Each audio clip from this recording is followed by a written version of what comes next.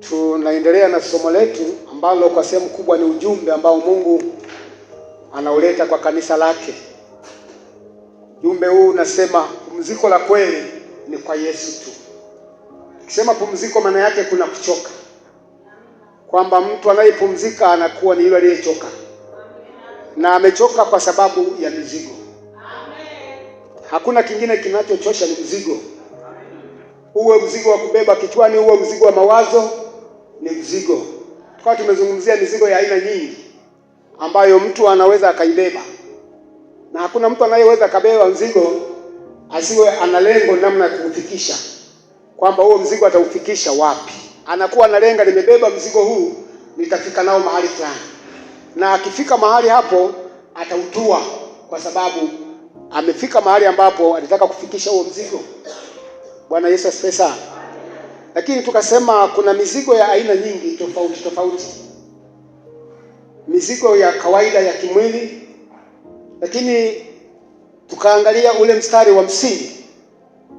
Ule mstari wa msingi katika ujumbe huu wa Yesu tu ndio pumziko, au pumziko la kweli ni kwa Yesu tu.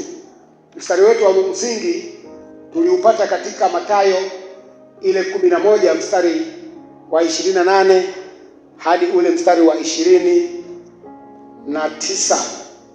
Maandiko yanasema hivi: Njooni kwangu ninyi nyote msumbukao na wenye kulemewa na mizigo, nami nitawapumzisha. Jitieni nira yangu, mjifunze kwangu, kwa maana mimi ni mpole na mnyenyekevu wa moyo, nanyi mtapata raha nafsini mwenu. Kwa maana nira yangu ni laini na mzigo wangu ni mwepesi. Ni maneno aliyoyasema Yesu wakati akiwa hapa duniani. Ni moja ya mafundisho yake, na hili ni fundisho moja muhimu.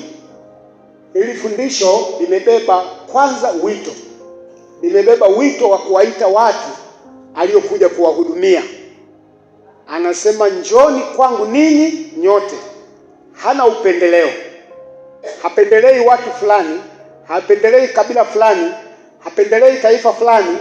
Anasema ninyi nyote. Bwana Yesu asifiwe. Wasomi kwa wasio wasomi, matajiri kwa wasio matajiri, weupe, weusi, warefu, wafupi, wote wanaitwa. Bwana Yesu asifiwe sana. Bwana pewe sifa. Kwa hiyo sehemu ya kwanza ni wito, lakini sehemu ya pili ni kuwasaidia kile walicho nacho. Anasema ninyi msumbukao na kulemewa na mizigo. Anawaita wale wanaosumbuka, wanaolemewa na mizigo, yeye awapumzishi. Kuna mizigo ambayo inabebwa na wanadamu kwa mapenzi ya wanadamu, hiyo wanaweza wakaitua. Lakini kuna mizigo ambayo hawabebi wanadamu, ila wanabebeshwa na shetani. Hiyo mizigo kuitua sio rahisi, kuitua wenyewe sio rahisi. Na Yesu hili analiona kutoka kule mbinguni. Anasema katika ile Zaburi, kutoka mbinguni Mungu alichungulia aone kama kuna mtu mmoja anayemtafuta yeye. Jibu linalotoka anasema hivi: hakuona hata mmoja anayemtafuta yeye, ila alichoona, aliona wote wamepotoka, wamekufa na wameoza. Maana yake ni kifo kinachozungumzwa hapo sio kifo cha kimwili, sio kuoza kimwili, ni kifo cha kiroho. Wameoza maana yake wananuka dhambi. Bwana asifiwe sana. Wameoza kwa sababu ya dhambi, na kwa sababu ya dhambi wananuka. Kwa hiyo kulikuwa hakuna hata mmoja. Sasa hicho ndicho Yesu kilichomleta hapa duniani, ili aje alete ufufuo wa kiroho kwa hao waliokufa, ikiwemo mimi na wewe mwenzangu. Sasa anapofika ndipo anapotoa tangazo lenye wito ndani yake: njooni kwangu ninyi nyote. Hilo ni tangazo lenye wito, tena wito wenye upendo. Njooni kwangu ninyi nyote msumbukao na wenye kulemewa na mizigo. Kuna masumbufu ambayo yanatokana na mizigo ambayo watu wamebeba. Anasema nami nitawapumzisha. Mwenye uwezo huo ni Yesu peke yake. Manabii walikuwepo, hawakuweza kupumzisha watu, hawakuweza kuwatua watu mizigo. Na mzigo unaozungumza hapa kama tunavyozungumza ni mzigo wa dhambi. Ndio mzigo mbaya sana. Asubuhi tumesema hivi, mzigo wa dhambi ni mkubwa. Mzigo wa dhambi ni mkubwa sana, halafu una madhara makubwa kuliko mizigo mingine. Mizigo mingine unaweza ukachoka lakini baadaye ukapata nguvu. Lakini mzigo wa dhambi unaweza ukachoka, mwishoni ukafa kiroho, ukafa hata kimwili. Kwa wale ambao wanagundua wamekufa kiroho, halafu wakamwita huyu ambaye amekuja kwa ajili ya kuwapumzisha watu, yeye ana kazi ya kuwafufua wakaendelea kuishi tena. Dhambi ilikoanzia, tukaona ilianzia kwa watu wale wawili wa kwanza, na dhambi walioifanya ni kuasi amri. Kuasi maana yake ni kufanya kinyume na vile unavyotakiwa ufanye na vile ninavyotakiwa nifanye. Kwa hiyo Adamu na Hawa walifanya uasi kwa kula tunda ambalo Mungu alikuwa amewakatalia. Kilichotokea ambacho sasa kinatengeneza mzigo kwao, kilichotokea baada ya kula tu, walijiona wako tofauti na walivyokuwa. Ile tofauti ikawa mzigo kwao, wakajikuta wako uchi. Kila mmoja akaona hafai hata kujiangalia yeye mwenyewe, hafai kumwangalia mwenzake.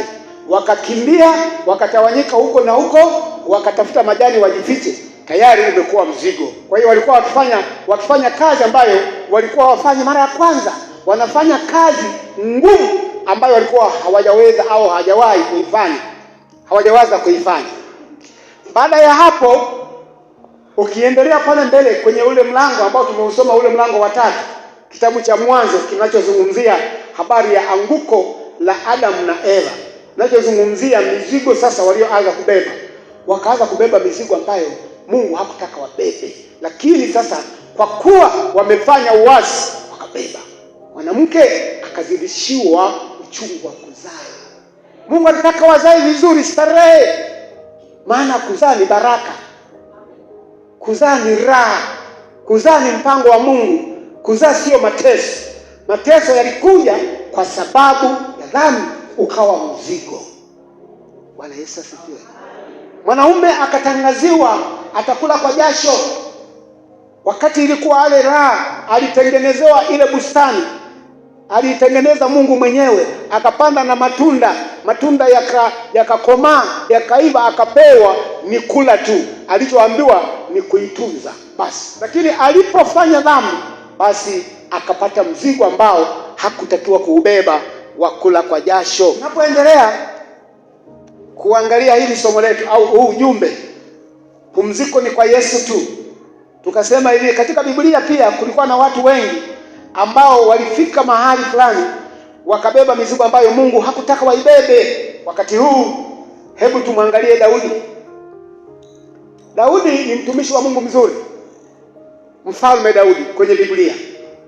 Mfalme Daudi alikuwa mtumishi mzuri na amekufa kuwa mtumishi mzuri, lakini alikutana na shida ambayo ilikuwa mzigo kwake.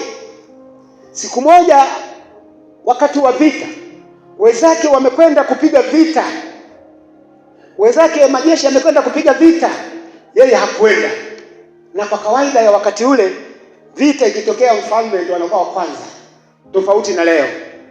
Marais wanaagiza tu, makomando wanaagiza, viongozi wa majeshi wakasimamia vita huko, wao wamekaa. Lakini wakati ule ilikuwa wanakwenda, ilikuwa mfalme lazima aende. Lakini Daudi hakwenda wakati ule, akakaa nyumbani. Alichokutana nacho baada ya kutokwenda kwenye wajibu wake ni dhambi. Alimtamani mke wa mtu mwingine, akafanya dhambi naye. Baadaye ili kupoteza ushahidi, akafanya mambo aliyofanya, amshawishi mume wa yule mke ili ionekane mume ndiye anayehusika na kitakachotokea baadaye.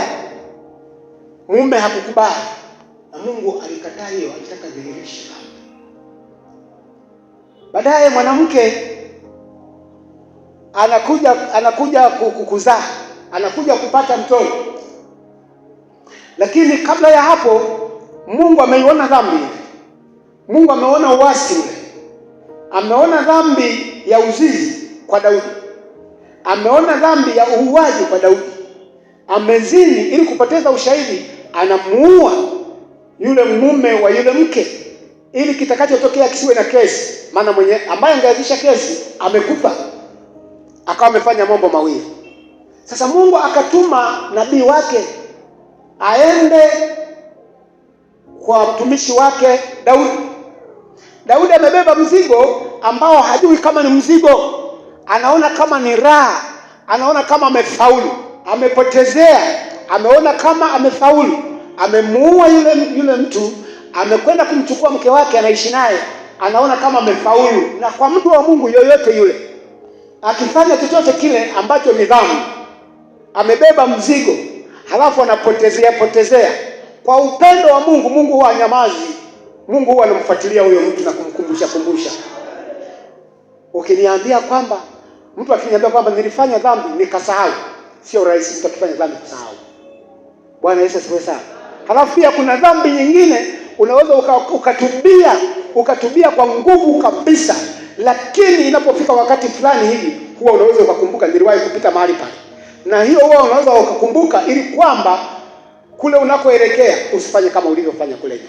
Sasa Mungu ni wa upendo, akamtuma mtumishi wake, akaenda akatoa mithali ili kumkumbusha kile alichofanya. Anasema nimekuja kuleta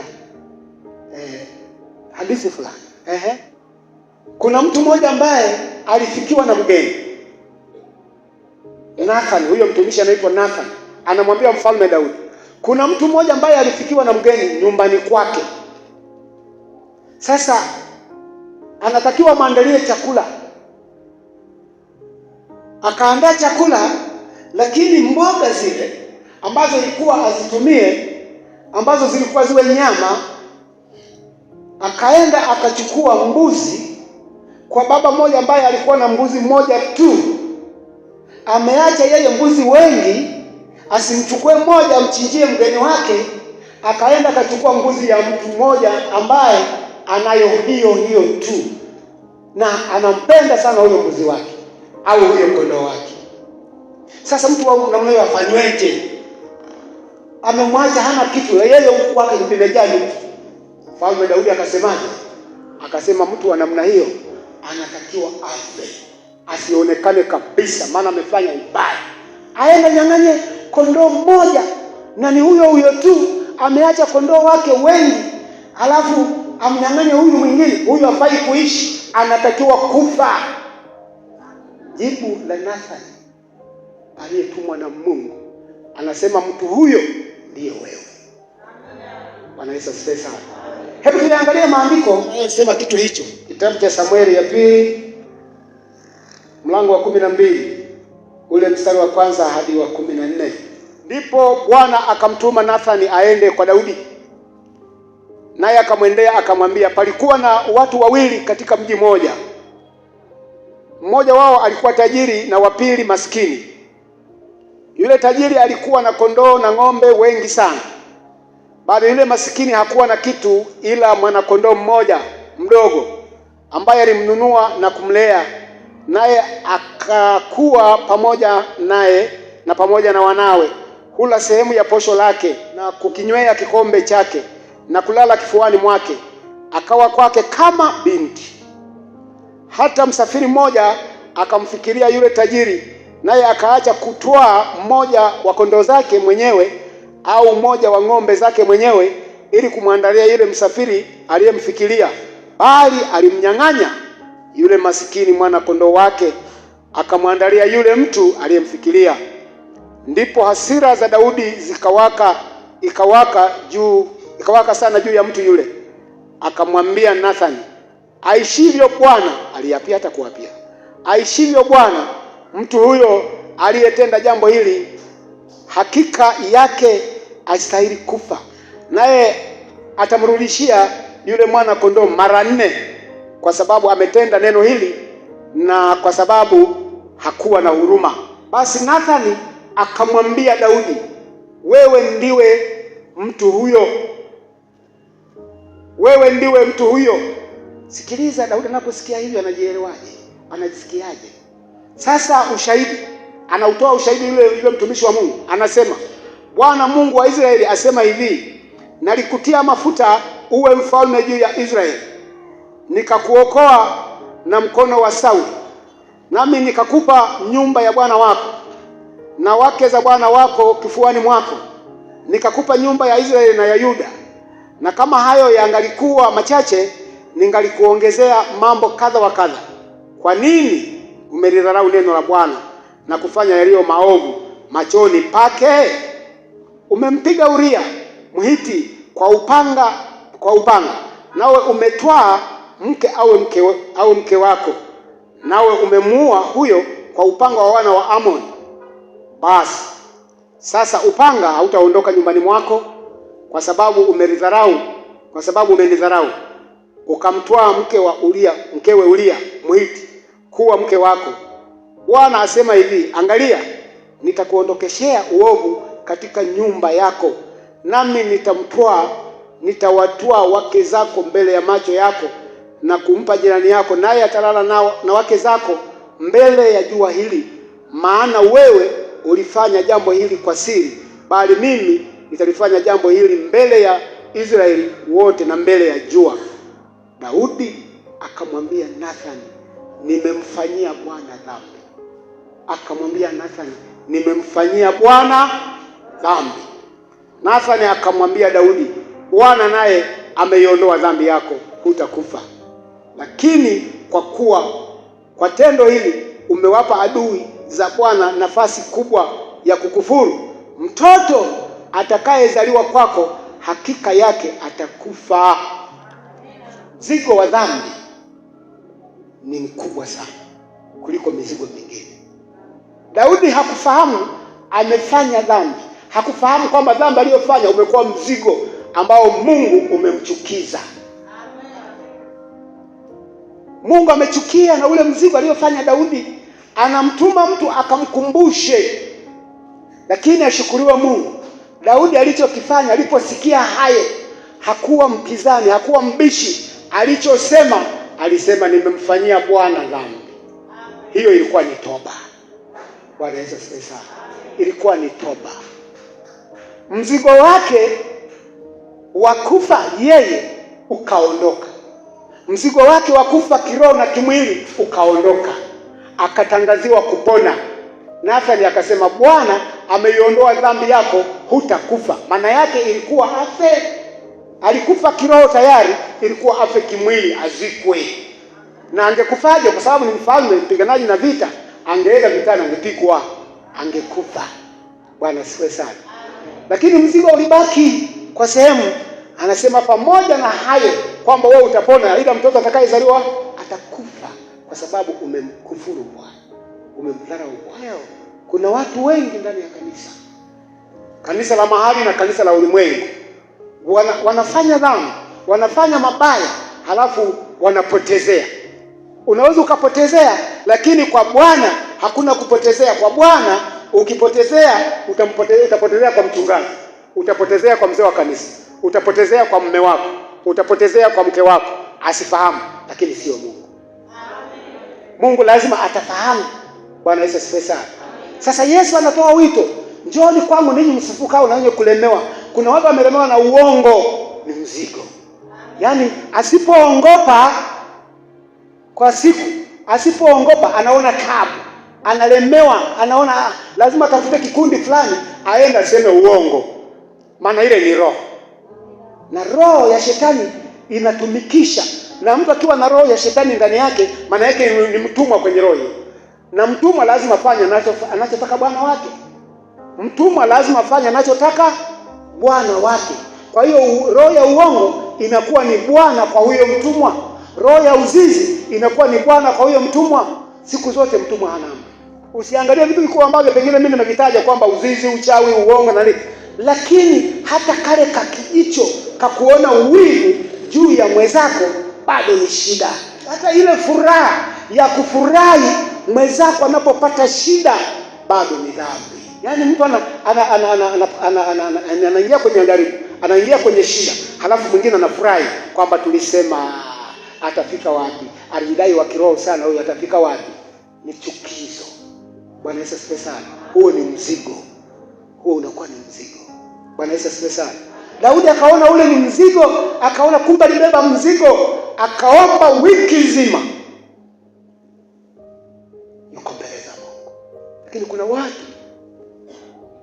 watu katika dunia hii walio ndani ya kanisa la Kristo na wanaoitwa wameokoka, wamebeba mizigo ambayo hawataki kuitua, na wengine wanapenda sana kuitua hiyo mizigo, lakini wanashindwa kwa sababu ile nguvu ya Mungu ndani yao haipo. Warumi mlango wa 7 anzia ule mstari, tuanze na ule mstari wa 14 na kuendelea mpaka pale mbele kidogo.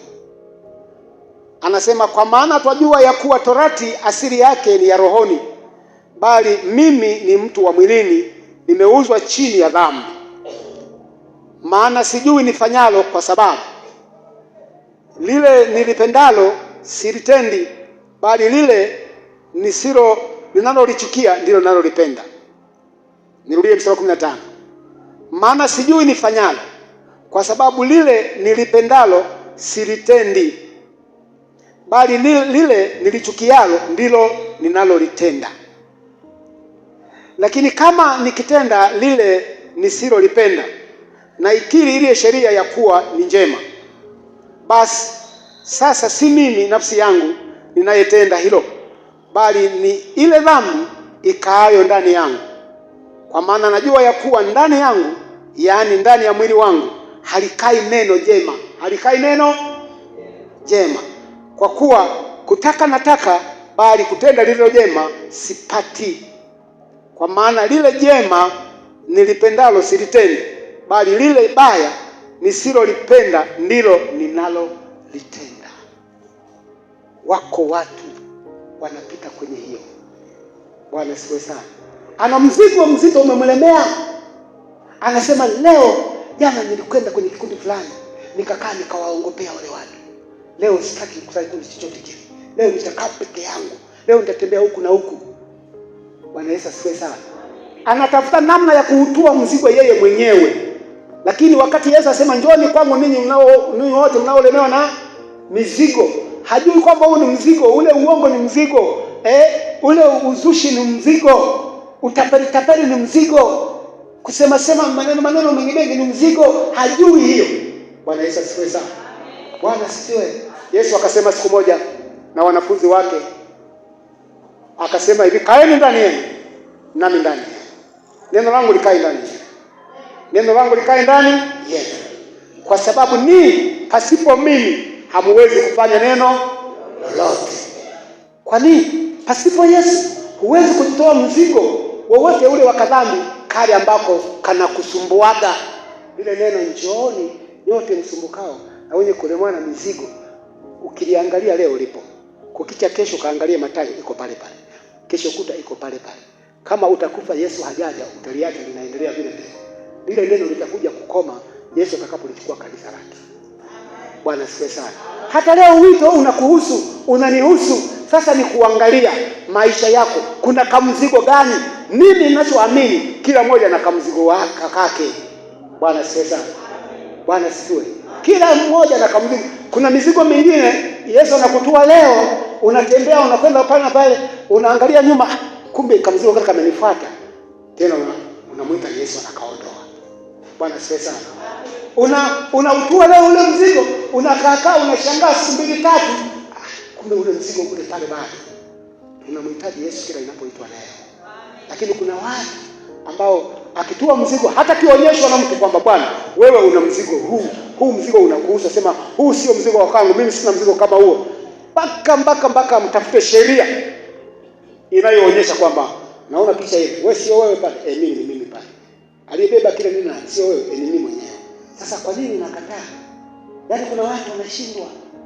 Kuna roho ile iliyokuwepo wakati wa Musa anawaongoza Israeli. Bwana asifiwe sana. Kutokana na makosa, kutokana na dhambi walizokuwa wanafanya wale wa Israeli wakati ule, Mungu akawapa mzigo. Ule alisababisha Mungu mwenyewe. Mungu akawapa mzigo. Mzigo ule ulikuwa ni wa kugongwa na nyoka. Walikuwa wanaitwa nyoka wa moto. Wale nyoka walikuwa wakiwagonga watu wanakufa. Yaani kila kigongwa mtu anakufa. Kila kigongwa anakufa. Alikuwa hakuna anayepona. Hata kama kungekuwa na dawa hazikufa. Kila aliyokuwa anagongwa na yule nyoka alikuwa anakufa. Kila aliyekuwa anagonga alikuwa anafanya anakufa. Mungu akamwambia Musa, yawezekana Musa aliomba kwamba Mungu, mbona sasa watu watakwisha? Mungu akasema, tengeneza nyoka wa nini? Wa shaba, halafu mtundike juu kwenye mti.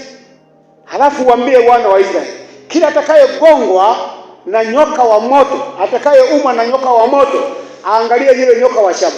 Akisha angalia tu na kumuona, uponyaji na upata pale pale. Bwana siwe sana. Basi akawatangazia waliokuwa na gongwa na nyoka, wakiangalia pale kwenye ule mti, walikuwa wanapona pale pale, hata kama yuko mbali kiasi gani. Mradi akaiona ile nyoka na akaangalia kwa nia ya kupona. Sio anaangalia kwa nia ya kumwangalia hiyo shamba, yule nyoka anameremeta hivi. Anaangalia kwa nia ya kupona. Walikuwa wanapona. Lakini kuna watu wale wa Israeli walikuwa wakigongwa na yule nyoka, anaambiwa angalia nyoka yule bwana. Hataki kuangalia. Angalia nyoka yule, hataki kuangalia. Wanasema labda pengine mbali mno, hataki. Wanambeba mpaka pale kwenye mti, hataki. Wengi walikuwa wanafia pale pale kwenye mti. Bwana siwe sana. Ndivyo ilivyo leo. Wengi watakuja kufa, wengi wanakufa. Yesu yupo lakini anakufa kwa sababu hataki kutoa mzigo. Hana ile toba ndani yake, hataki kuwa na toba. Na mtu ambaye hana toba, maana yake hana lile neno linalosema ndani yake. Neno la Mungu liko hai, linasemaga, linaongeaga. Yesu anasema, kaeni ndani yangu na maneno yangu yakae ndani yake. Maana yake ni aliposema maneno yake yakae ndani yetu, maana yake yawe yanasema. Maana neno la Mungu ni Yesu mwenyewe. Neno la Mungu ni Yesu mwenyewe. Sasa kama neno la Mungu alikai ndani yako, maana yake Yesu haiko ndani yako. Bwana Yesu asifiwe sana. Kama unapenda kuimba tu, unapenda kwenda kufanya tu sherehe fulani za kuimba au sherehe fulani za matamasha na nini, lakini neno la Mungu haliko ndani yako, Paulo anasema ni sawa sana kujirisha nini? Pepo. Sawa sana kupiga ngumi. Hivi mtu akipiga ngumi hewa, anayechoka nini? Ni hewa, ni yeye. Bwana sio sana. Dhambi ya Daudi pamoja na kwamba ilileta madhara, pamoja na kwamba Daudi alipona, lakini kulikuwa na madhara. Aliambiwa ile roho aliyoifanya, ile roho aliyoikubali, ile roho ya uzinzi na ile roho ya mauaji, amezini akaua. Maana yake kuzini ni roho, kuua ni roho. Alipofanya vile alipona yeye, lakini ile roho, zile roho zile ziliendelea. Uzinzi uliendelea. Mtu na dada yake walikuja kufanya uzinzi. Amnoni na Tamar walifanya uzinzi, watoto wa Daudi. Walikuja kuuana Absalomu na Amnoni, watoto wa Daudi. Madhara. Bwana Yesu asifiwe sana. Dhambi ina madhara mpendwa. Itubia haraka, ina madhara. Paulo anasema katika ile Warumi 6:13, mshahara wa dhambi ni nini? Kila kitu kuna mshahara, lakini mshahara wa dhambi ni mbaya. Sasa kama umekufa utatubia wapi? Bwana asifiwe sana. Kumbe wakati ni huu. Paulo anasema wakati uliokubalika ni sasa. Wakati uliokubalika ni sasa. Wakati wa wokovu ni sasa. Bwana asifiwe. Unanielewa? Acha kufanya mchezo kwenye wokovu wako. Maana kutotii, kufanya mapenzi ya Mungu ni mchezo. Tena mchezo wa kitoto. Wewe ufiki ibadani, wewe utoe sadaka, utoe fungu la 10, mapatano yote, wewe ni mtu wa kuyavunja tu. Ni mtu wa kuvunja tu. Mimi nakwambia, huu ni ujumbe jamani. Hili sio somo, ni ujumbe. Leo ni ujumbe. Mungu anataka kusema na mtu. Mimi nakwambia hakuna kupona, kuna madhara. Daudi alikutana na madhara akiwa bado mzima. Watoto wake walifanya uzinzi nyumbani mwake, yeye akiona. Watoto wake walifanya uzinzi nyumbani mwake, yeye akiona. Watoto wake Absalomu na Amnoni waliuana, yeye akiona. Wake zake walifanyiwa uovu wa uzinzi mbele yake, maana Absalomu huyo alimpindua baba yake. Alitaka kumpindua baba yake Daudi. Daudi akakimbia, Absalomu akaoa wa mama mdogo. Wote 10 akawaoa. kama alivyosema Mungu. Madhara. Sasa dhambi ina madhara sana. Usione kama haya madhara yalipata Daudi tu. Wewe kuna madhara yatakupata. Usipofanya kama Mungu anavyotaka, laana kwenye familia yako haiwezi kutoka.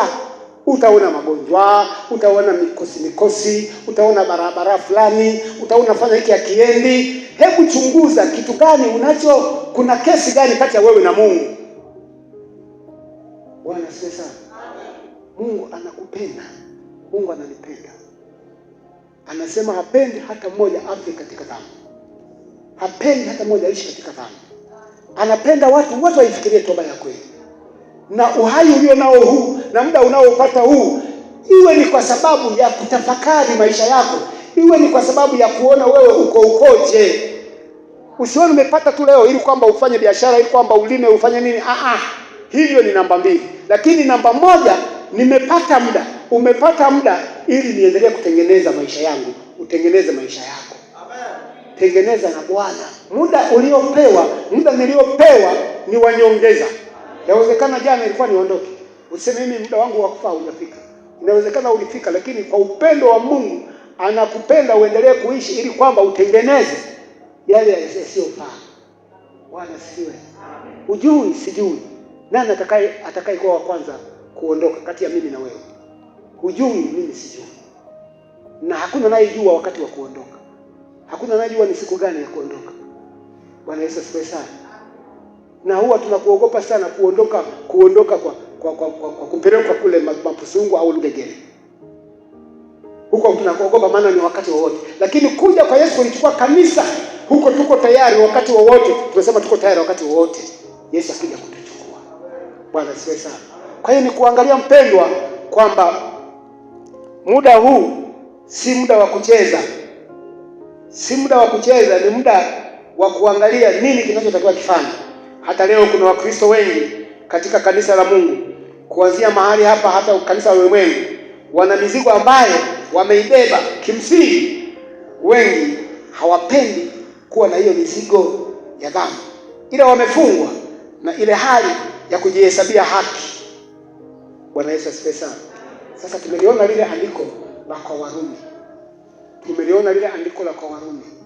Kwamba mtu anafanya kitu asichokipenda. Hakipendi kabisa. Bwana asifiwe sana. Hivi wewe ungeambiwa wewe muongo sana wewe. Ukatanga wewe muongo. Ni muongo kweli, lakini mtu akwambia wewe muongo sana, unajisikia? Ni kweli wewe ni muongo. Halafu mtu akwambia wewe umudesi kweli wewe. Udesi wa wewe. Unajisikiaje? Nakwambia mpaka kwa balozi. Niulizieni huyu amesema mimi muongo. Nimeongopa wapi? Hata wakikwambia ulipoongopa, lakini bado utakataa kwa sababu si jambo linalopendeza. Halo? Bwana siwe. Huyu jamaa mwizi sana huyu. Hata kama umetoka kifungoni una miaka 7 ulifungwa kwa ajili ya wizi, leo mtu aje kwambia wewe mwizi sana.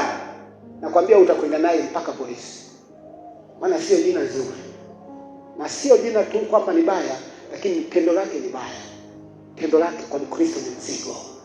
Yesu anasema, njoni kwangu ninyi nyote msumbukao na wenye kulemewa na mizigo. Bwana Yesu asifiwe sana.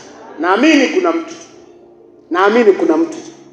Acha kuangalia mizigo mikubwa. Yawezekana huko umefaulu, ulewaji, uzini, yawezekana ulewi tu kwa sababu ya kutetea mapafu yako, si yakaharibika. Yawezekana uzini kwa sababu ya kuogopa ukimwi. Yawezekana wachawi wanakusumbua tu, waganga wanakupotezea hela tati. Lakini ndani yako bado Yesu hajawa ndani yako. Ndani yako bado kuna mizigo. Bwana Yesu asifiwe sana. Sasa naamini kila mmoja wetu ana shida, ana mzigo. Hata kama sasa ukumbuki, lakini lazima upe. Na kwa sababu ni ujumbe, Mungu anauleta ujumbe. Si somo la kuendelea kesho au kesho kutwa, ni ujumbe wa siku moja. Kwamba pumziko ni kwa Yesu tu.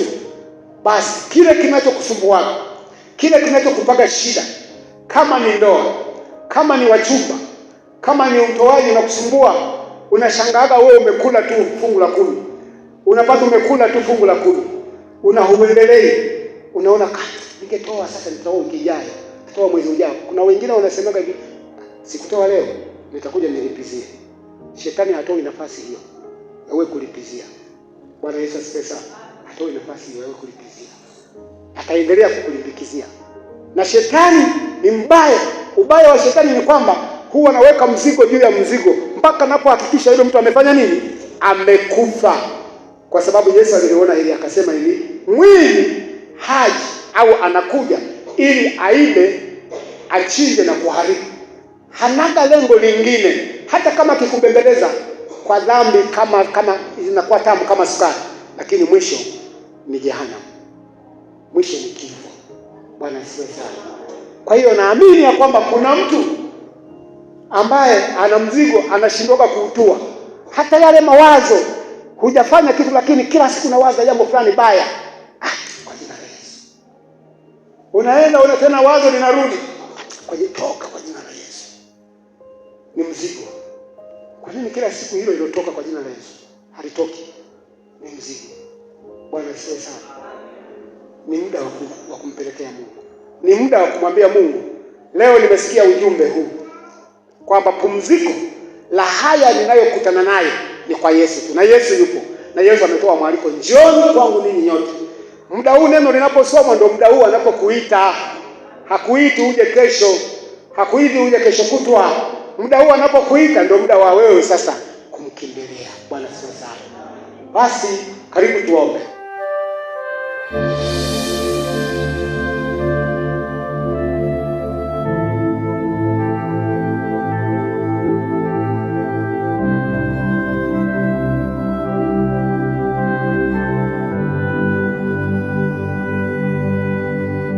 As the deer pants for water, the deer pants for water, oh Yahweh, my heart longs for you,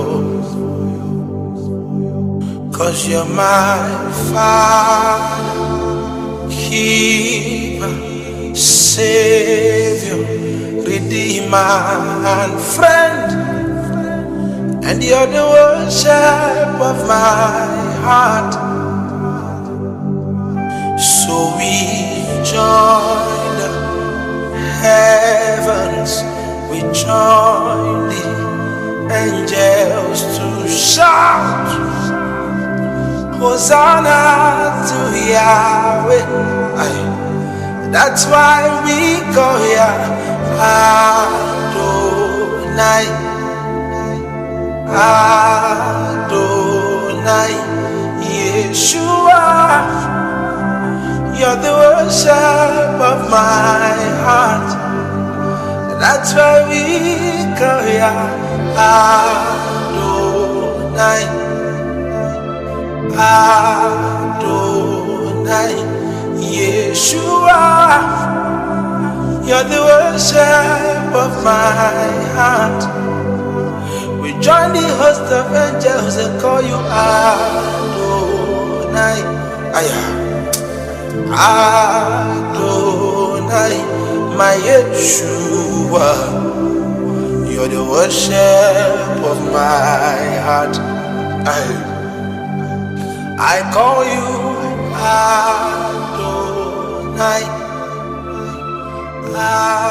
Adonai, my Yeshua, you're the worship of my heart. My soul.